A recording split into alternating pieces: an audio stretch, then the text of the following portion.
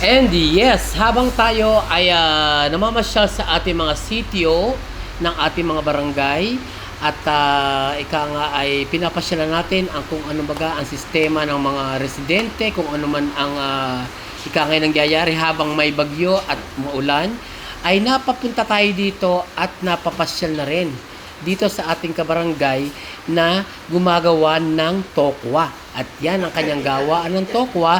At ang ika nga ay sa pagkakatong ito, natutuwa naman tayo dahil kahit papano ay binigyan niya tayo ng malulutong tokwa. At nagpapasalamat ang buong sanggunian dahil pag naiprito natin ito ay masarap ulam or kaya ay pulutan kung magtotoma-toma tayo. Alam niyo naman pagka ganito tagulan, mahilig ang mga tao at lahat ng mga Pilipino ay halos karamihan ay mahilig sa tagay-tagay. Tagay na, ika nga. Tagay na, ika nga. Ayan. So, itong mga tuntokwa na ito ay, ika nga, ay self-produce ng ating kabarangay na ito at nakita rin natin yung kanyang mga alagang baboy na Tagalog. At ang sarap, pwede na litsunin. At pinaparami daw niya itong kanyang mga hog na ito at gusto niyang magkaroon ng breed ang kanyang mga baboy na maraming Tagalog, ika nga.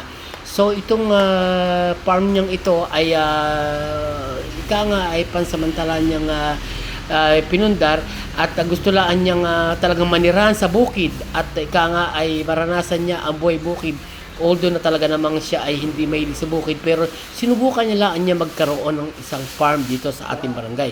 At natutuwa naman ako at ang gawaan niya ng tokwa ay talagang mainam at napakagandang tingnan at kita-kita nyo naman ang kalinisan ay pinananatili at ang mga lalagyan ay talagang malinis na malinis ang mga jars na ika nga hindi lang natin naabutan ang paggawa nila ng tokwa dahil medyo masama nga ang panahon at may bagyo at magbakasyon muna sa kanilang mga probinsya ang kanya mga worker.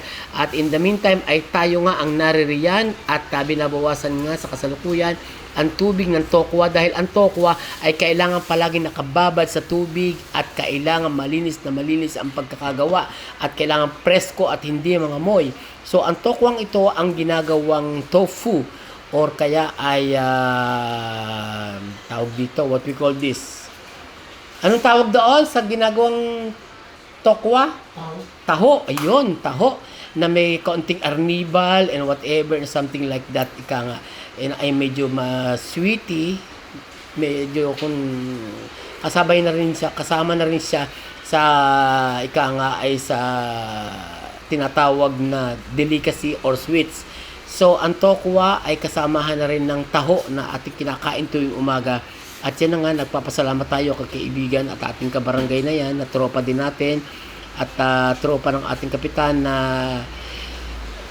ika nga ay binigyan tayo ng pagkakataon na matikman ang kanyang mga ginagawang tokwa at nagpapasalamat tayo. Thank you so much sa kabarangay at nabisita ka namin at nagpapasalamat din siya at kahit pa paano ay nakarating tayo sa lugar niya sa pamamagitan. Kung hindi pa ang bagyong ito at maulang bahagi ng barangay ay hindi natin mararating ang kanyang farm.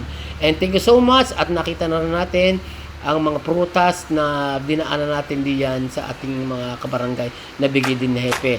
At yan, natutuwa naman na tayo and thank you so much for all the blessings. Salamat!